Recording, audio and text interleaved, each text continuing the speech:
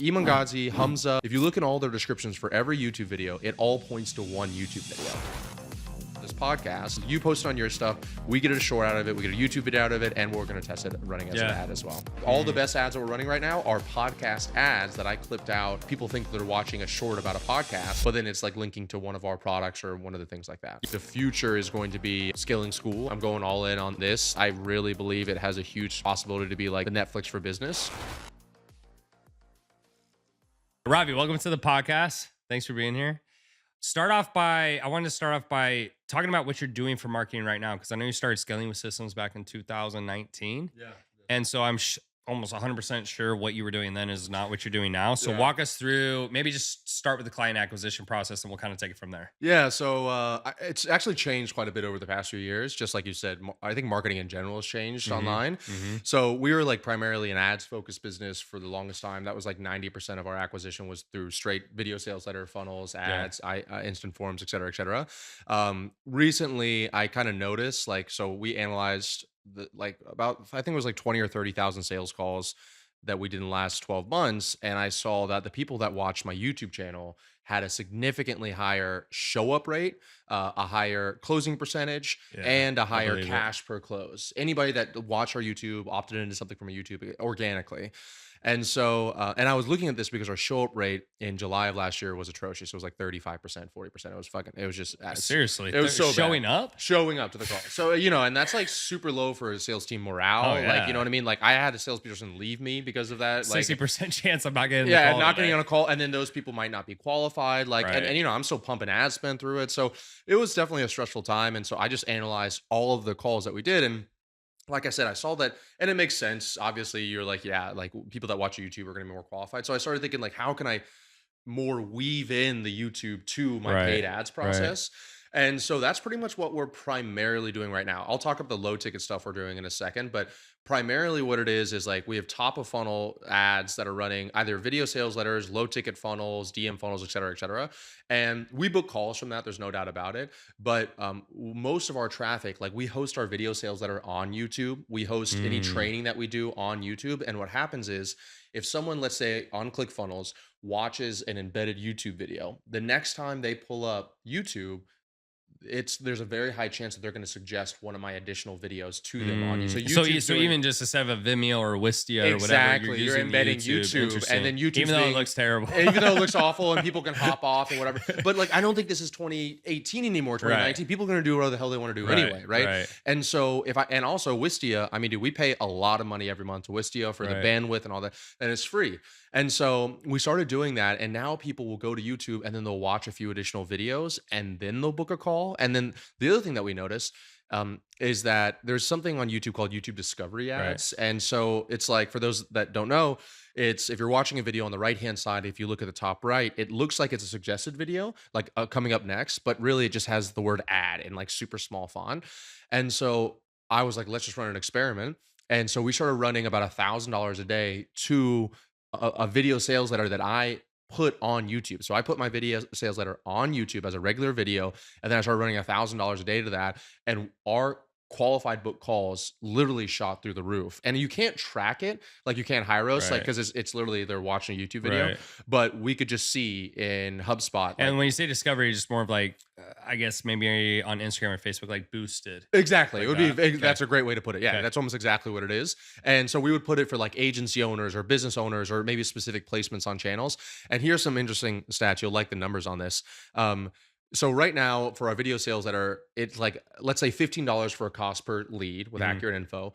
And then we have about a 50% play rate on our video sales letter. So that's about $30 to get somebody to watch our video sales letter.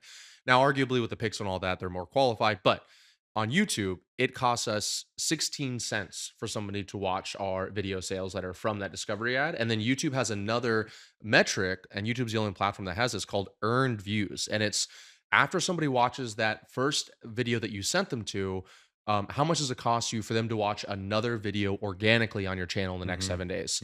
So for us, it's 16 cents cost per view, which is a cost per video sales letter. And then it's 33 cents cost per earned view.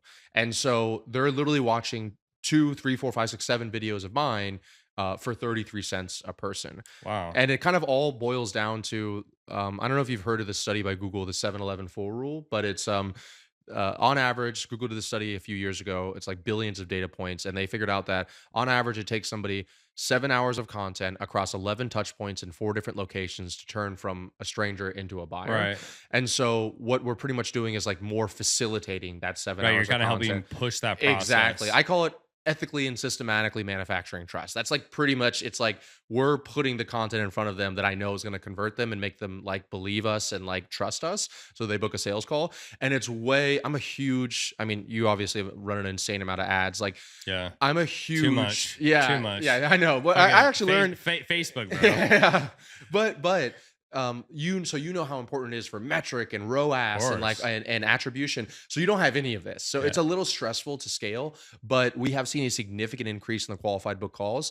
And the other kind of second part of that is, dude, we started seriously cranking out our YouTube content game lately. Yeah. And I just changed the way. Before it was like super structured, scripted videos, super high edited. Yeah. Like it would take me hours to script it and then shoot it, and then the media team would do it. Oh my gosh. Now, dude, I literally turn on my computer, turn on Loom, literally talk like I am right here, upload it, no edits. Right now I'm testing just doing a photo instead of a thumbnail itself, literally just like a regular everyday photo, so that I can get up to 5 uploads. So we're doing 3 uploads a week. I've been doing 3 uploads a week since Jan 1. And the goal is to get to 5 uploads a week in the next 30 days. So just before we move on to that, if anyone's listening, basically 2 things I took from that is you're doing the first, putting YouTube on your funnel so that gets embedded. And then I'm also assuming if they watch it there, can they get retargeted with that as well? Yes, they can. Okay. Yeah, it counts so as they get that. retargeted, they get suggested Organically, videos. organic retargeting and paid retargeting. And then from there, you're also doing discovery videos where you're taking a VSL or something you think is a high level content and you're basically just boosting it. And the goal is that you're facilitating people to watch it more, and therefore you're getting better qualified book calls. Exactly. In terms of the content you're doing on YouTube, what is the content typically? Is it you showing something? Is you just talking to the camera? What's that content look like? Yeah, so like the way I break it down is like the way that I'm a systems guy, so I'm like, okay, I have to create a system around it. So the way I see it is like 4 main pieces of content. One is mini courses, and that's like, I'd say is like 70% of my content. I'm like doing Google Docs, how-tos, like Loom videos like that. The second is what I call story or ranting videos. So that would be, I just did one when I was in Vegas about why I stopped drinking alcohol. And that just like has nothing to do with business, but it kind of shows people a different side of me and how people like kind of relate to me more. The other one of them is going to be collaboration. So collaboration is like this one right here. I could take this, you give me the content, I'll chop it up and maybe put one clip of it on mine. They see you. They trust you, then they come over to me and trust me as well. And the fourth one are case studies. So these are the ones that ironically get the lowest amount of views, but they get the most amount of literally sales calls. I get it, so like and the other kind of thing that we do is, if you look at my YouTube description, you'll see all of my YouTube videos point. And I won't take credit for this. I actually got this when I was funnel hacking Iman Gadzhi, who's a friend of mine. He was. If you look at Iman Gadzhi, Hamza, there's a few guys that do this, but if you look at all their descriptions for every YouTube video, it all points to one YouTube video. And that one YouTube video is just a hidden video sales letter. Exactly what I said. So my video sales letter is not like, this is a video sales letter. It's like, here's this educational piece of content that's really disguised. I'm going to make a pitch at the end of it. And so Iman's is like top 10 business ideas in 2024, right? Which is, we see those ones all the time on YouTube. And then, he runs an SMMA coaching program. So it's like, here are these 9 ideas. And then the 10th one, SMMA. And here's why SMMA is the best. And you should go down below. So all of our YouTube videos that I'm posting every day, we're running traffic to, even if I'm not running it to the main VSL, they're all driving straight to. And that's just in the description. Where it's literally the like, first thing in the description. It's like, here's another video. It's like, yeah, if you want to see how we're booking 20 qualified sales calls a day through a self-sustaining funnel, which is what I call this entire thing, click here and watch this video. Interesting. And so it'll be like a video, they'll find me about why I stopped drinking alcohol. And that's maybe a 20-minute ranting video. Then they'll click on that video and it's an hour and 20-minute video. And I'm assuming you can go back. So for anyone who's listening who has a YouTube channel, if they haven't done that, there's a way to go back and edit all your prior videos. Yeah. One click, I wish that YouTube would do it, not in one click. Yeah, I have a VA do it. It's like every time I'm like, Whoa, we just launched this new call to action. He's got to literally go through. We have 880 YouTube videos, so he's got to go through everyone. I know. I wish that it was fast. Maybe Is there YouTube. something with TubeBuddy or something? I like don't that, or know. no? This is a good idea. Whoever's listening right now, but it is not like right now. We just launched our low ticket community called Scaling School, Yeah. and I want to link it inside of our YouTube description because that's like one of our largest traffic sources. But I'm literally afraid to ask my VA because I just asked him like 2 weeks ago to update it. If I ask him again, he might quit, bro. I want to say I'm not 100% sure. I mean, so obviously don't quote me, but I feel like TubeBuddy does it, or maybe vidIQ. So here's the only catch-22, and if there was any kind of functionality that would be helpful, is that the other thing that we do on YouTube that's working really well is that so I'm a big like Google Doc guy. I'll create a Google Doc about what I'm talking about because I'll use it for my client or something like that. So let's say I do a Google Doc on, for example, the self-sustaining funnel. So I created a 33-page Google Doc on exactly what we're talking about here, and then I covered it in the video. And then the call to action in the video, I say, hey, you can book a call to speak with me, or if you just want this Google Doc, then you can go below and click the link. And so it just goes to a sales funnel. They opt in, they get access to the Google Doc, and then it says book a call to speak with us. So the only catch-22 about like the one change all is that we have a lot of videos that rank like #1 for LinkedIn Sales Navigator, Zapier, stuff like that, that we have these that bring in probably like 50 to 150 leads a day, that if I were to just change all the descriptions, it would break all that stuff.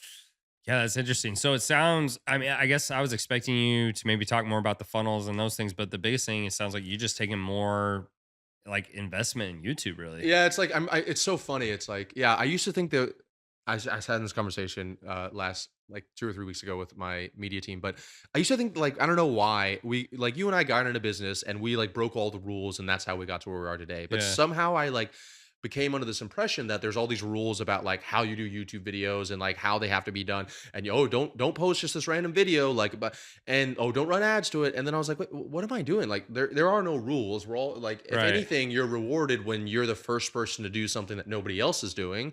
And so I was like, well, screw it. Let me just so yeah, I went all in and ironically enough, even though I am pumping out easily 5 to 10 times more content and I'm doing more podcasts. I just did like I was telling you, I was in Vegas, I was in California. Yeah. I'm doing more events now than I ever did before. Ironically, I also trimmed up my media team. So I have less. We used to have 14 people on a media team. Now Right. we have 6. Wow. So I was like, this is too much waste. Like I don't want to. So we cleaned it all up, and yeah, it's like so we're more profitable. We're pumping out more content, and I'm just everything's super leveraged. So for example, this video here, we'll probably take this video, you'll post it on your stuff. If you'll give me permission, I'll post the like talking head clips on my IG. And then we'll also take maybe like this one part about me talking about self-sustaining funnel. We can post that as a video on YouTube, and it could even be an ad. Like all the best ads that we're running right now are podcast ads that I clipped out, and they like people think they're watching a short about a podcast, and it's real. I mean, it is, but then it's like linking to one of our products or one of the things like that. Yeah. And is it, are those ads, are you doing the entire video, or is it just like 60 No, seconds? I'll find like so for short form we'll find 60 seconds, but then like I did this guy, his name's Dylan Vanas, he's in Las Vegas, and we just got his content back from the podcast I did maybe 3 or 4 days ago, and so I went through and found like this one section where I talked really in depth about the show up rate, and we have a product called Show Up Secrets. We're pretty big into low ticket, so like we have a product called Show Up Secrets, and so I literally just clipped the 60 seconds for a short, and then I think one for like a minute and a half or 2 minutes for YouTube. And it's pretty much just talking about like our whole show up rate process and how we use the sales call scoring calculator. And there's not even a call to action in it, right? But I won't say who, but while I was in California, was at the gym, kind of like what we were talking about, and someone was like, "Oh, Ravi," you know what I mean? Like, and he's like, oh, "Dude, I recognize you, and I run the paid media for this company." And I won't say the company's name is, but they spend hundreds of thousands of dollars a day on funnels, low ticket funnels. Yeah. And so I was like, "Bro, like, let's go to dinner and you tell me like what you guys are doing." And he's like, "I can't tell you everything, but long story short, he was like, yeah, all of our best content, which of course everybody that's watching this that's in marketing is going to be like, yeah, duh. It's like all organic stuff. It looks like it should be organic, like a regular reel or podcast." And so I was like, "Oh, that makes total sense." So now this one thing that I'm doing, for example, this podcast, it's like, okay, we get a short out, you post it on your stuff, we get a short out of it, we get a YouTube video out of it, and we're going to test it running as an ad as well. Yeah, no, and I found that I agree with you. I mean, I found that to be the same way. It's also easier to scale the content because I don't know. I mean, let me ask you, in the past when you're doing YouTube, did you start to almost hate it because if you put all this time and energy and effort and it didn't really hit? And now when you do it, it's like, "Oh, I don't care if it hits or It's not just, it's a because volume game. right. Yeah, that's exactly, yeah. And the other thing was like, not, yeah, there was all these expectations around it. And one of our values is speed, experimentation, and execution without compromising accuracy. So like, it was like, I was like, I don't know, it's so hard to describe it, but you nailed it. It was like, I was like waiting this one video every week, and then we'd post it like, oh my God. And now usually we post Monday, Wednesday, Friday. The other week I had this banger video. I was supposed to put it in the content calendar. I was like, fuck it. I just uploaded and published it same day. I'm just like, all rules are out the window. And you know, a lot of people listening to this might be like new to the game, so they may not understand what I'm talking about, but maybe you'll like understand like most. The way that I heard it is like all these rules about YouTube and uploading schedules and thumbnails Of and course, you know, and of so I'm just course. like going against all of that shit. And the way that I tell people is I'm optimizing my YouTube more for my business, where most people I feel like are optimizing YouTube as the business itself. Correct. So like I don't Yeah. care if my videos get 500 views, 1,000 views, because I have people like, for example, we were just talking about Ali Abdal, Yeah. who's like 6 million subs on YouTube. He was like, yeah, dude, I watch your videos. I love your videos. And like he had commented that on a video that had 500 views on it. And I was like embarrassed by that video. And this dude who has like almost 6 million. No shit. So what was that video about? What I was it don't. about? Do I you remember? forget. Oh, I do remember. It was Eugene Schwartz, Breakthrough Advertising. They talk about the 5 levels of buyer sophistication. So and I know it's like, dude, it's like the most in depth. But that's what I'm Yeah. saying.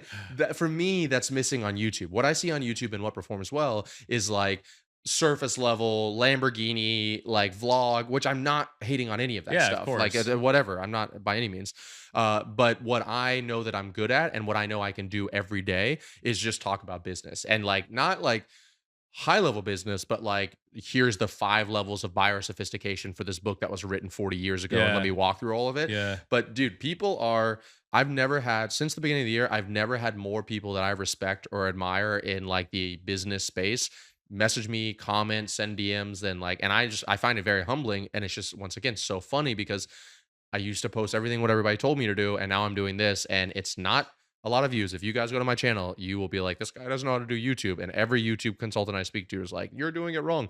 But if you're indexing for growing a business, for me, it's working. No, I agree with that. And it's funny because I started doing these one-to-ones as a whiteboard behind the I scenes. saw a but few of them. I we like started, them. we Yeah. started doing that, and we'll see how it goes. But I've gotten the same types of comments, and it's so much easier because instead of me trying to force feed, it's actually even more natural because I'm not even making the content up. I'm doing it as I go. And so Exactly. it's actually seeing people solve problems. Okay, so what I'm assuming, and talk a little bit about what you've done in the past. You're using YouTube more now.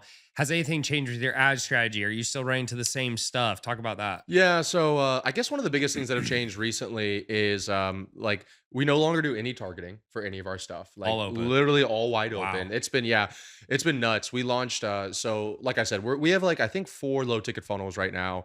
And like we're getting like cost per acquisition was like relatively high, and I told my marketing director, I was like, let's just duplicate it and run them all as a wide open. And then like literally the next day they were all profitable. Like all of the audiences were, and obviously you're really good friends with Cole. Like Cole Yeah. was the first person that had told me that, and that I think that, I don't know if he still does, but when we had talked, he had run the majority of his stuff on just wide open stuff, and his stuff is pretty niche down.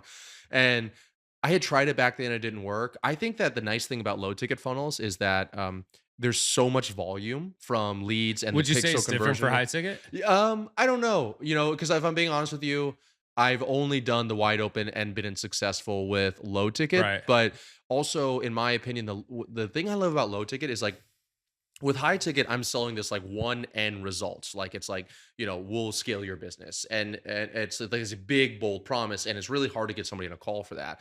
But I feel like for low ticket, I can create whatever's hot in the marketplace, this like mini little product that is going to have a way higher click-through rate, a way higher opt-in rate, a way higher eventual purchase rate.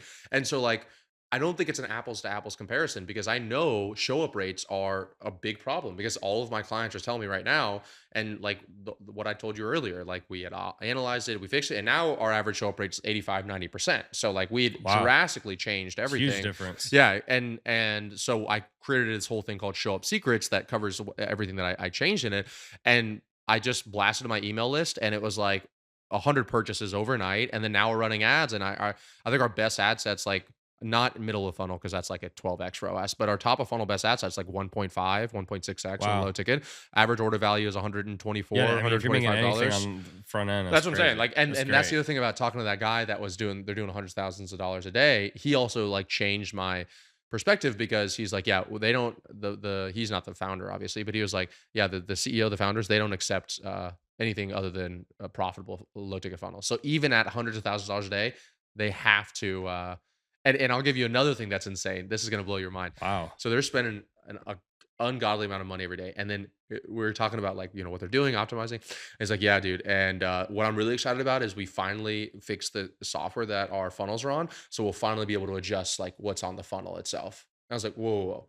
You're telling me that you're running hundreds of thousands of dollars a day and you guys have never touched the funnel copy or any of that stuff? He's like, no, no, no. We just mess with the ads, ad copy. It's a little only just ad creatives. I was like, what? So they think they'll actually significantly increase their conversion rate now that they're able to test headline. Dude, I was so I'm trying to understand what they're using. Like he said it's all they built it from the ground up, all it's custom. like WordPress or something. Yeah, like because it's volume. You know what I mean? Like they're doing volume, so it's all custom. And when I heard that, I was just like, it's just so funny because how many of us, I don't know the audience listening to this, but like I know me, I'm like so deep into the funnel, like split testing this thing versus Right, this of thing, course. and then it's top of funnel. But I will say what they do is they will create thousands of variations of ads like on a monthly basis. Like Yeah. literally so, and so that's what we changed. How it do up they to. do that? Did they walk you through that? Yeah, they did a little bit. It's like once again, I'm trying to be respectful to this guy, No, but sure, yeah. it's long story short, it's actually something that we were doing before, and I just hired a short form agency. It's what they're doing as well. But you pretty much have this like baseline content, right? And let's just say it's this hour-long podcast or something like that. And then over time, you'll have dozens of these podcasts, dozens of these short form clips, dozens of these different things, and they pretty much just Frankenstein these different clips together into creating. And if you really think about it, a lot of these reels and TikToks and Instagrams, they all are kind of Frankenstein thing. Like they're all like 1 second, 2 second clips, like Right. Frankenstein. And so it looks like a regular reel, but really it's like maybe 30 different ads that have all performed well. But now there's a new variation, which is all these different ads clipped up together into one new ad. It's like, it's nuts that we're not at that level at all, but we're going back. It must be a massive team. Oh yeah, the editing team's Massive. huge. Yeah, the creative team, the editing team, the scripting team, they're all massive. Like, so we're obviously not doing that. But what he pretty much was like, yeah, I would just post your organic content as ads, and then whatever works, just keep on editing that. And actually, I'll tell you, I was listening to what was it? It was VidTow? Have you heard of Yeah. VidTow? So Yeah. I went to their mastermind in Oxford, London a few years ago, and I was talking to this guy there, and they were it was like this fitness offer where it was like dude that was sitting on the couch and he had like pizza on him. This was like 6 or 7 years ago. I forget what it is, but it was this Mike Chang. Mike Chang. Mike That's Chang, what it yeah, is. That's what it is. Shortcuts. That's what it is. Six-pack 6 pack shortcuts. yeah. Thank you. Yeah, I knew Yeah. you'd know. So it was him. It was like his media buyer, his media director, and they said that they would literally Frankenstein all these different ads together to create one piece of content. And they really just took like a baseline of 30 different ads, and then for years they just chopped up different and they could have the exact same ad, the same Frankenstein version, but now they just edit it with different graphics or different something else, and it's a brand new ad. And for the Facebook algorithm, it's enough of a change that it will like lower that frequency back down, and you can kind of start running it again. So Wow. it's nuts, dude. It's like, so we're not at that level. We just started with, like I said, taking that stuff that I did on that podcast and making it into ads. And if that performs well, I just took this. All I did was literally, iPhone now has that. You can now edit. I'm always so bad with the dimensions of it, but it's like the YouTube size videos. Right. If you have it on an iPhone, you can now edit it to becoming a short size, so you can edit it yourself. You don't have to go into Right. which is cool because I never knew how to do that. And like I just use iMovie, so I didn't know how to do that otherwise. And so I took that stuff, I just put it in on my iPhone. I put it as like a real size thing, cut out that part, gave it to my media director, and we started running ads to it, and it's already generating purchases. So that's just the raw stuff, no captions, no editing, no. So that's what I want our new testing process to be. It's like, okay, if this really raw, rough version, wide open targeting, if that's getting, let's say, above a 1.5% click-through rate, let's say 0.9x ROAS same day, like then we'll take it to the editing team, and now we'll start adding layovers, adding graphics, Right, and then making it maybe give better. it to 3 editors to try 3 different edits, and then put that back on. And so once again, one ad has now become 3 ads. And really that one ad that became 3 ads was also one podcast that became 3 YouTube clips that became 5 shorts that's now become 5 times 3 is Right. And 15 you're using a ads. lot of the content. I mean, the podcast is definitely the way to go because you can get so much content from it. Exactly. Okay, so you're doing a lot of a lot of ads on the front end. Obviously, you have the nurturing on the back end with the YouTube, which I think is brilliant. I haven't really heard anyone talk about that, so I love that. Once they get through the funnel, what's the follow up process look like? Dialing, emails, text. What does that stuff look like? Yeah, so we actually, so it used to be exactly what you said: emails, text, dialing, setters, what everybody else is doing. Literally 30 days ago, we launched our low ticket community on school called Scaling School. We hit 30K MRR first 30 days, and now we're on track to do 60K our second 30 days. Wow. And I'm actually changing the nurture sequence from being like outbound setting people, like emails setting, to putting them inside Scaling School, trying to convince them to join Scaling School, and then having them just consume content. They're paying $97 a month, consume content there. And then there's a concept inside the SaaS world called product led growth. And so the idea behind it is like, you use Tyros or use Hyros, right? So I always use this example because they're like one of the most expensive softwares we have. And Hyros, for those who don't know, it's an attribution tracking software. And the more money you make, the more they charge you. It's like a tiered structure, right? So then, like, on his side, it sucks on our side. Yeah. I'm like, I hate it. So obviously, like at our level, you're paying thousands of dollars a month. And I remember recently, like we hit another level in one of the companies, and like we went from, I forgot what it was, let's just say $1,500 to like $3,000 or something, like $1,500 to $2,500. And I was on the call with my media director, and he's like, yeah, we got upgraded. So we just upgrade right there. And it just hit me. I was like, dude, they just added $12,000 in ARR on top of what we're already paying them. They didn't have to do any email blasts. They didn't do any text messages. I didn't get any sales calls. They just made 12,000. And it's so simple, but like coming from the non-SaaS world.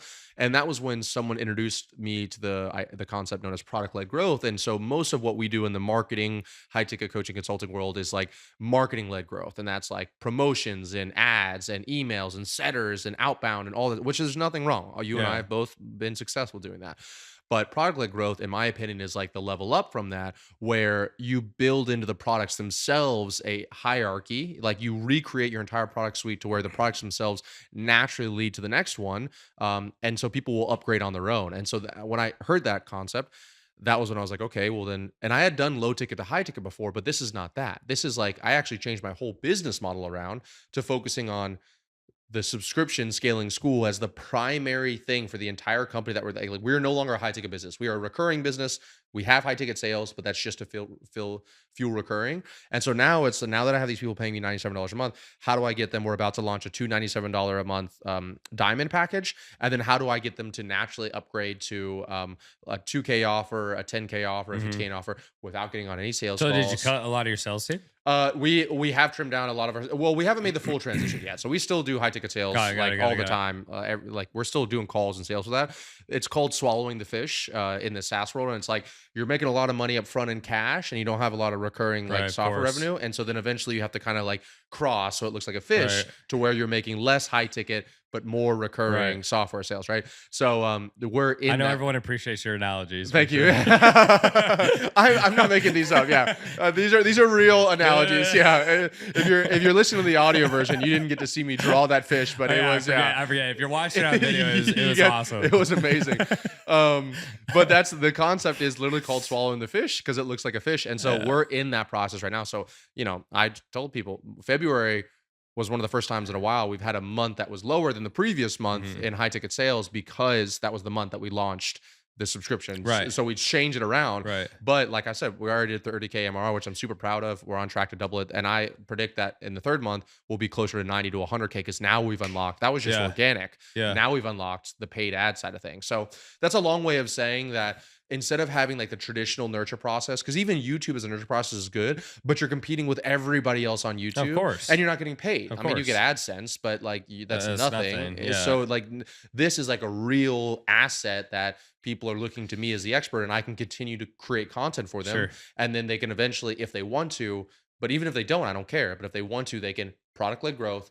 And we'll still have a sales call. But imagine if somebody's been in your $97 a month thing for 6 months, and then they want to get on a sales. It's not even a sales call. You know what I mean? Like they're getting on to pay you money, essentially. So 2 questions on that. Some people have said, I should say, they don't like school in the sense that, well, you move people to school, but they're used to Facebook, so they're having problems getting them over. So I'm curious on your thoughts on that. And then two, in your school community, what is the content or what's the process for the $97 a month? Yeah, so it's funny. So I literally just launched a post today where we're doing a webinar next week where I'm showing exactly how we built the school Hmm. thing. And dude, this just on IG, we had 800 webinar registrants. It was nuts. So I think Nice. that this is like a big thing that's about to happen to our industry. Um, but to answer your question, so first of all, in radical transparency, I didn't have anybody from Facebook that I had to move over. Right. But anybody that's come from school, from cold traffic, whatever else it is, I've never had anybody have any issues with like, oh, I don't know how to click this button. If anything, and I want to say I'm not like like whatever, you guys go to whatever you want to do, but I've not had anybody say anything bad just to me Mm. about school. We've had a few technical glitches, but that's just because like we're kind of doing things not traditionally the way that it's done on there. Hmm. But nobody's had any kind of user issues or problems with that. And there's a lot of guides and there's a community of people like showing people how to switch it over. But if I had a Facebook group, I would 1,000,000% move it over to school, mostly because like on Facebook groups, when you make a post, it's like it's the I don't algorithm's see so it. crappy. And on school, everybody sees it. It's like they've optimized the algorithm so much better there. And so people actually see it and they're commenting on it and like way more engagement than I've seen anywhere else.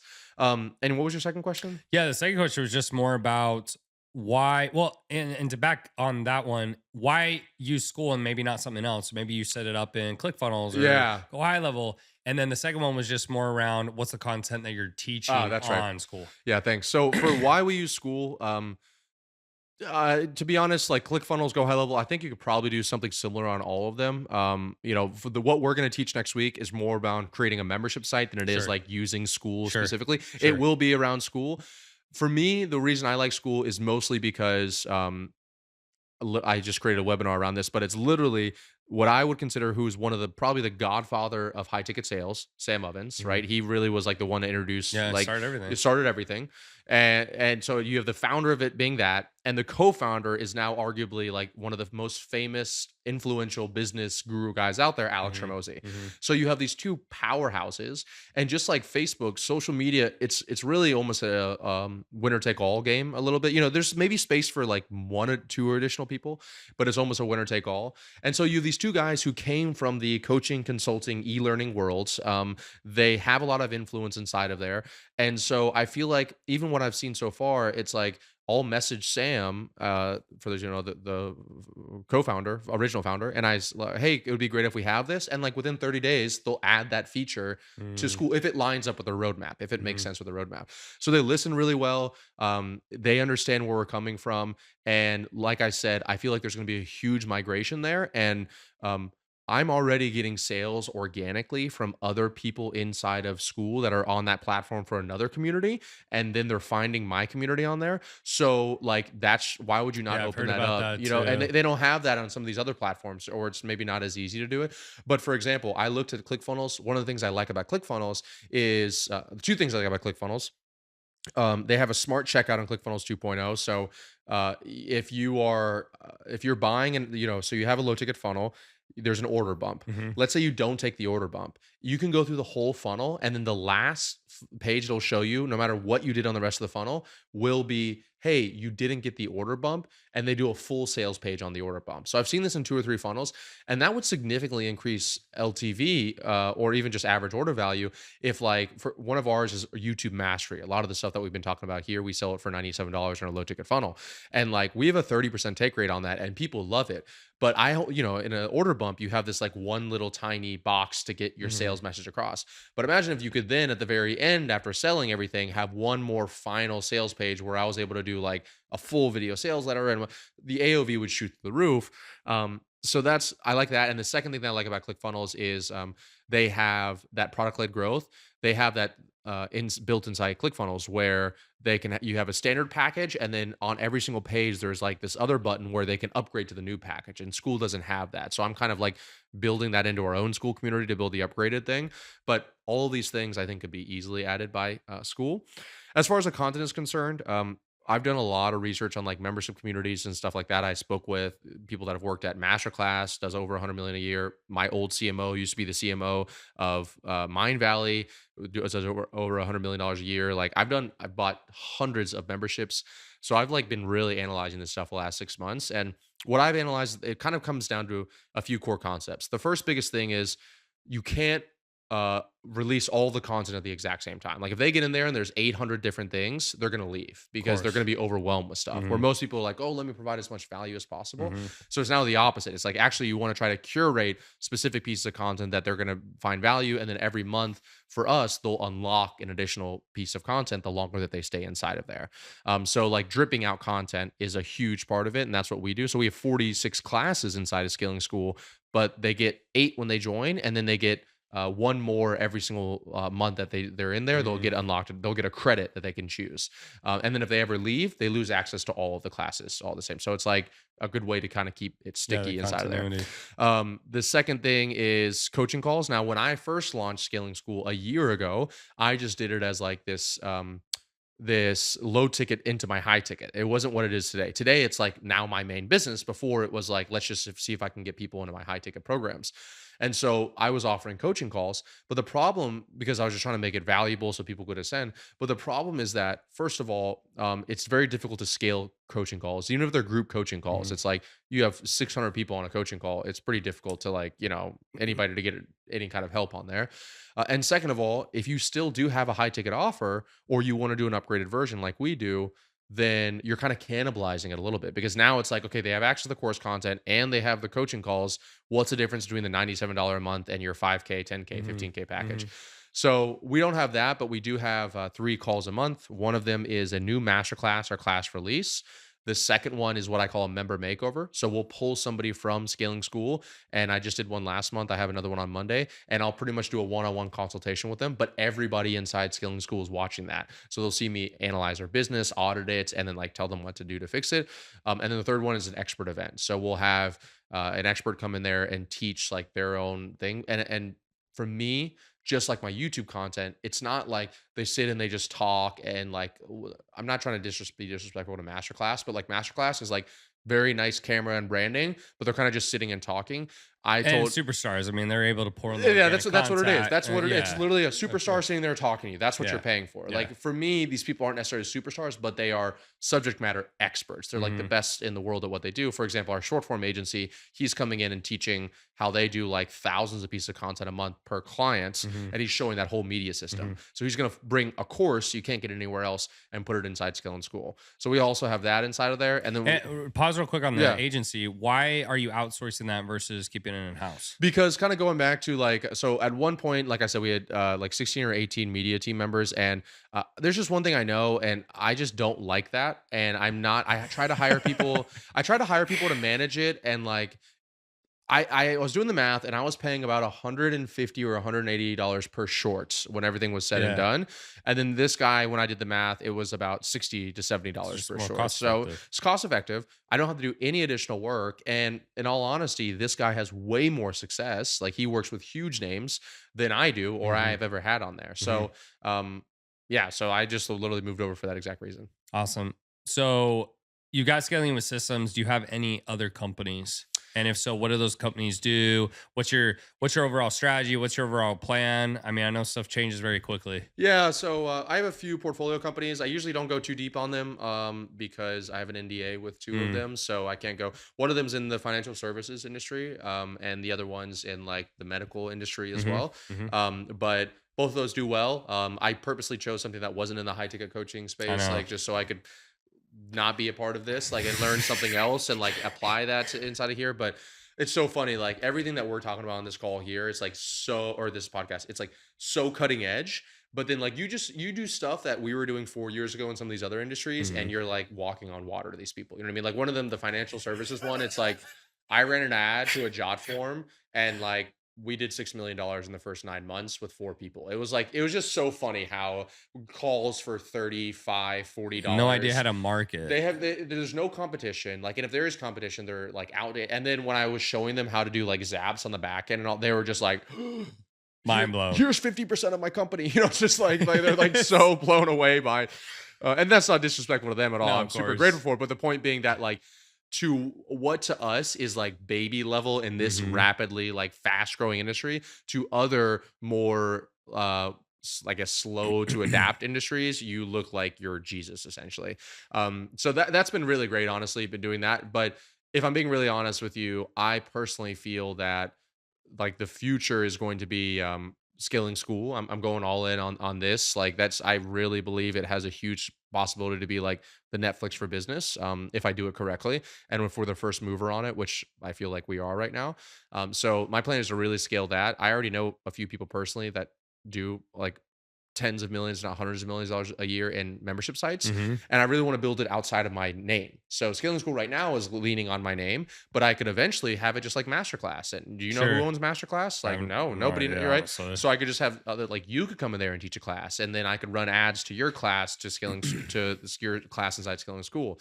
So like, that's probably the main play. And then, I was having this conversation with a client earlier, but I feel like as you like progress in business, it's all just about finding better opportunity vehicles, 100%. right? So like I started like as a waiter, then I started a done for you ads agency, then I started a coaching consulting program. Now we're launching a community, and every one of them I'm adding more leverage, and almost every single time I'm taking two steps back. Like I said, we had a down month in February because we were focused on MRR, but I'm also able to do that because I'm financially secure from the stuff that I've been doing, so we could take 10, 20 steps forward. So I think for me, the community is the next most leverage, highest value thing I can do. And then the only thing after that for me would probably be SaaS. And then maybe Yeah. when I say portfolio companies in radical transparency, I don't know if I'll ever exit any of them. They're all mostly just like a cash flow play.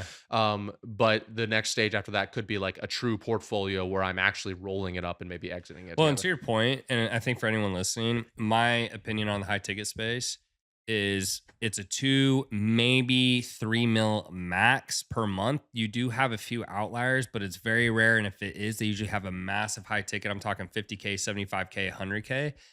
And so I think to your point, at some point, if you want to do something outside of that, it's not about optimizing the funnel or doing these things. I think eventually, I mean, maybe you disagree, you got to go in another vehicle. And I think we've seen that with multiple guys in our industry who stepped out. Alex Becker comes to mind. Yep. Obviously, Alex Formosa came to mind. Sam Ovens Sam comes to mind. Evans, yeah. Eh, Because I think they saw at a certain point, hey, this is not going to work, or optimizing your tweaking is not going to work. And so as soon as they switch the vehicles, It they unlock takes more cash flow. And I think that you nailed it. And I think that like the high ticket world's given me so much and we still have a Oh, lot. Yeah. of So there's like course. nothing.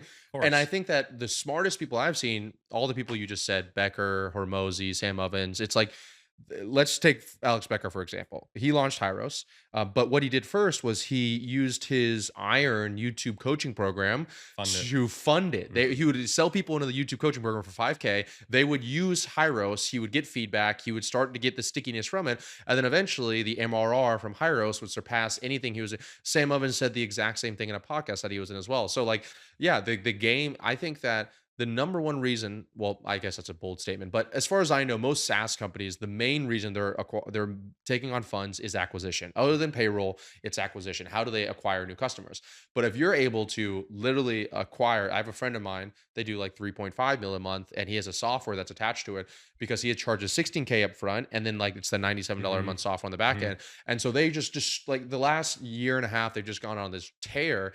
And then now he's doing like a million a month in recurring revenue. And any other business out there, they would have had to take on so much funding to be able to do that. But Mhm. he was like 3x, 5x ROAS on his ads to acquire the $97 a month person. So if you can just fuel some kind of recurring subscription, that's why I think that communities are literally like the next thing. Mhm. I believe that they're the next, like, I think what high ticket and coaching was 5, 6 years ago when Sam Evans came on the scene, I predict that that's going to be low ticket recurring communities. The So next one. going back to your community real quick, is what specifically, and what, I guess, talk about that. What specifically do you feel you're gonna do that's gonna be so much different than if someone else tries to also run a community? Yeah, Does that's that make sense? no, it's an excellent question. So there's a few things. First of all, there's 22 immutable laws of marketing, and the first law is the law of leadership, which is first is better than better. So first of all, we're just hitting the market hard, like Mhm. ads. We're going out there. I'm talking about it the most. Let me not say that. I'm not talking about the most, but I am talking about it, Mhm. and I already have a built-in audience, like roughly. So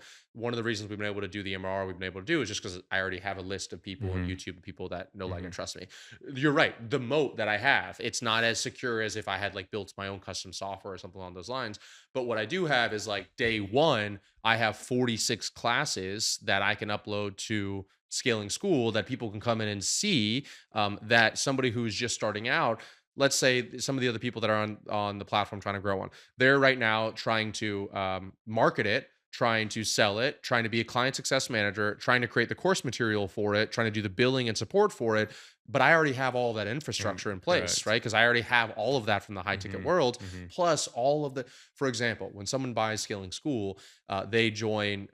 So you asked such a good question because that's the question I ask myself every day now. How do I make what I'm doing so different than what everybody else is doing? What do I have that's a asset to me that somebody else can't do? And a great example is when you buy Skilling School, you get a one-time offer to upgrade from a $97 a month to an annual plan, Mm. and it's on the following page. And what they get when they get the annual plan is 3 months free, but they also get 5 years, well, 4 years of mastermind recordings from all of my. I have a 50K a year mastermind, and I've never released those recordings to anybody before. And even those 50K a year mastermind people, when they leave, if they don't renew, they don't get access to recordings. So they're like my most exclusive recordings, and it's the most in-depth stuff. I've like pulling up my Stripe account, my ads account, like everything. I've never shown them anywhere, and so I have that as a one-time offer on our annual plan. It's like, do you want literally 4 years worth of three masterminds a year, 3-day masterminds, like that you get included if you just get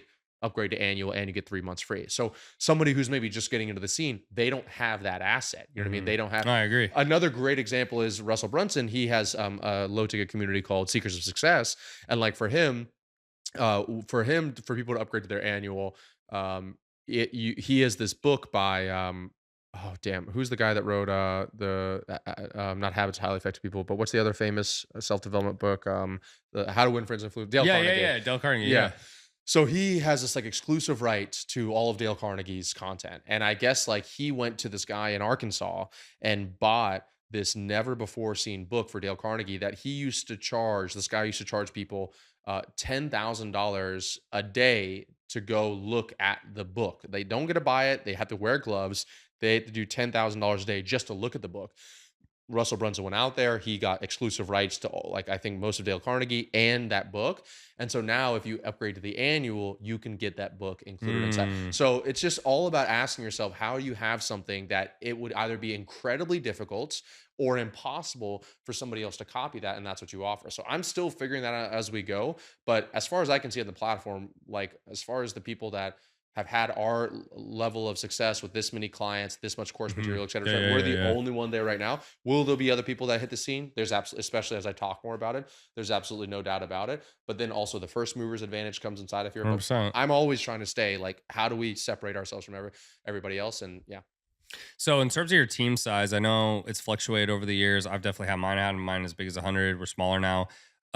What's your team look like now? Is there anything specific you do about hiring? Do you feel like you have any maybe key players that are really helping you push the business, or do you feel like you're the mastermind of the whole operation? Walk me through some of the team. Yeah, so we have so I read a book like about a year ago called Traction, which I'm sure you Yeah, heard of. Gina And Whitman. yeah, so I do EOS. That's what we did. I used to not have EOS, and it's literally so funny because I'm like, dude, what do we even talk about on our meetings? Like, like if I didn't have an agenda, I had no. It was like whoever just spoke the loudest was the one that like got their point across. There was no like IDS section or any of the other stuff. So I highly recommend if no one's read it to read it. And like we do kind of a modified version because that book was written a while ago, of the EOS, but it's definitely applicable. And so you have an organizational chart. I think probably one of the best hires I've made in the last 12 months. It was the director of operations. Mm.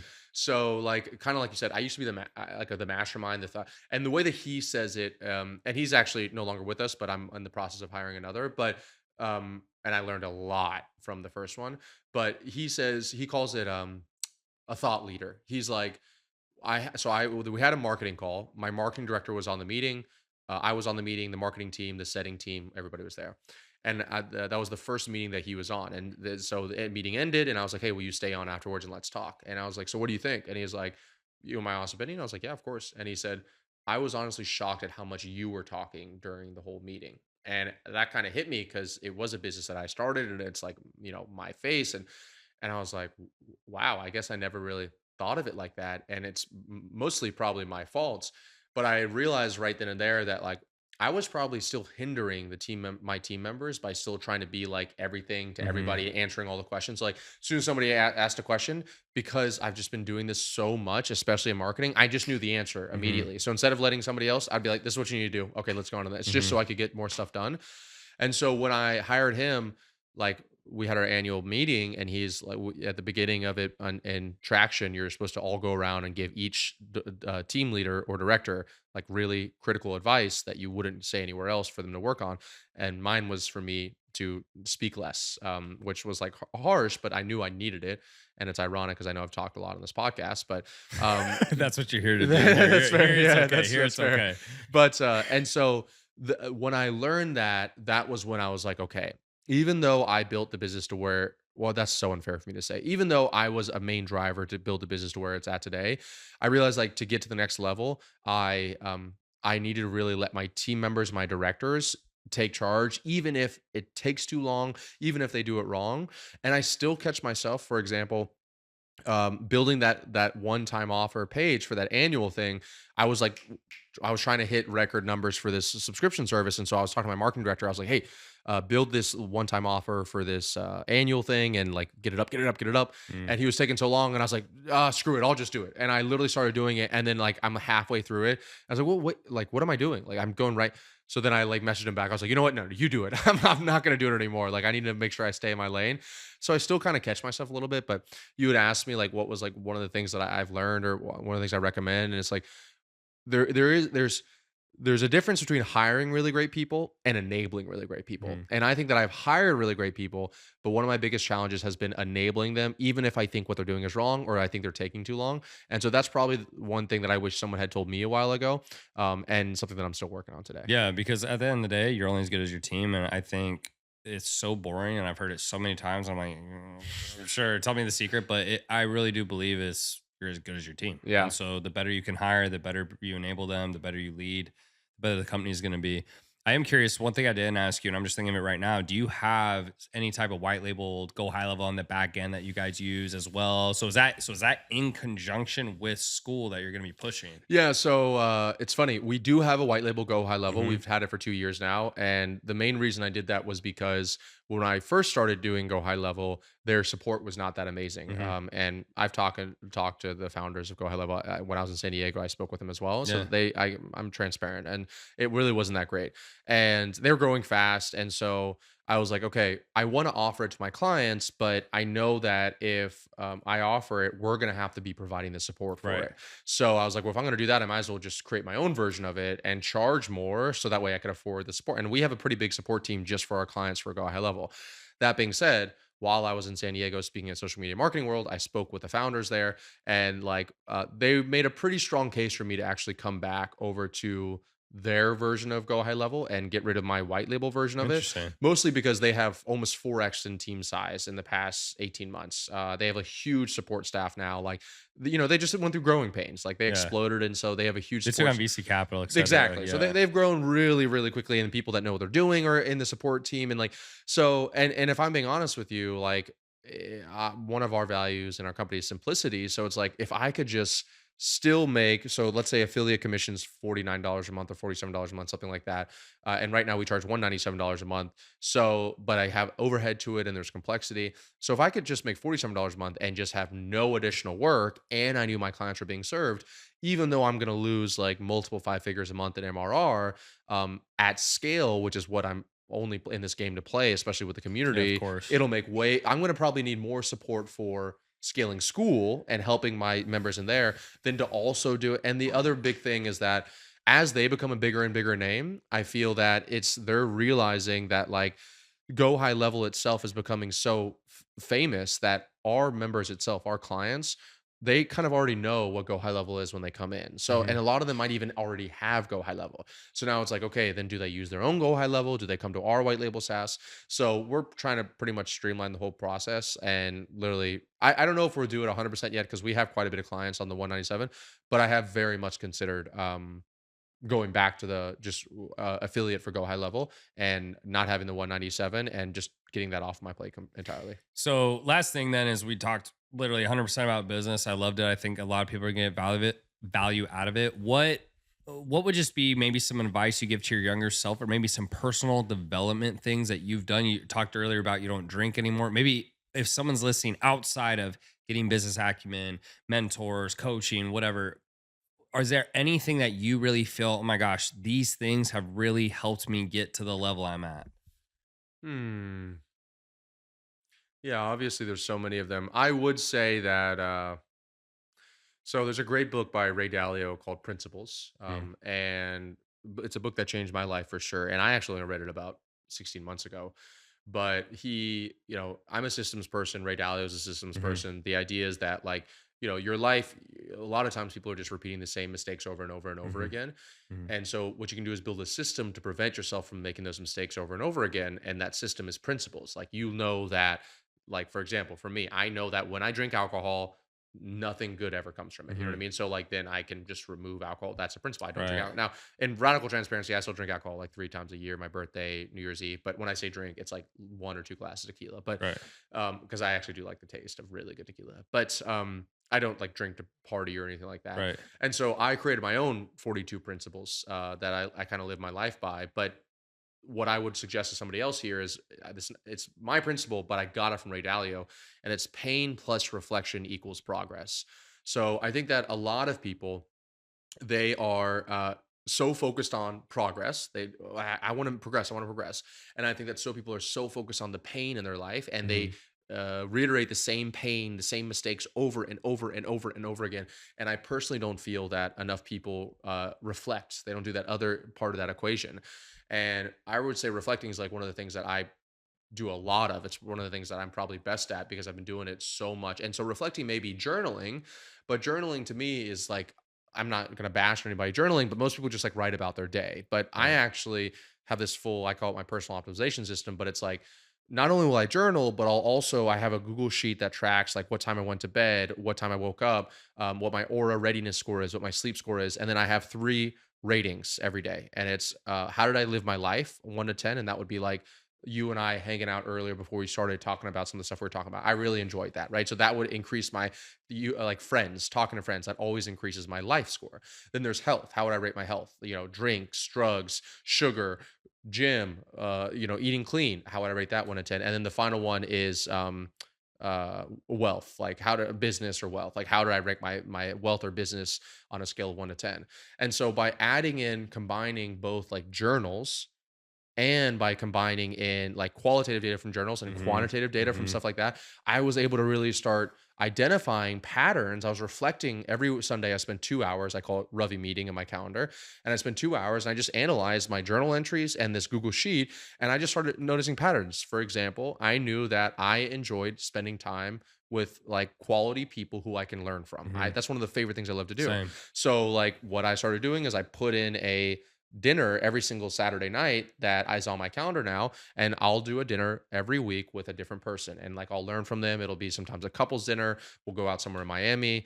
And then I also have 4 trips a year I go on with other friends. And so like it's like once I identify these things that I enjoy, or things I don't like, I then just build these systems around them. And so I Mhm. don't have to experience them ever again, or I experience them more often than possible. And I'm not relying on my own decision making framework Yeah. to make it happen. So I guess I know that was a really long response, but I guess the simple version of that is like reflect more, like figure out a way to systemize your like your journal notes, taking something like that to where you can take 1 hour, 2 hours every Sunday and just think like, did I perform my absolute best this last week? Why did I not?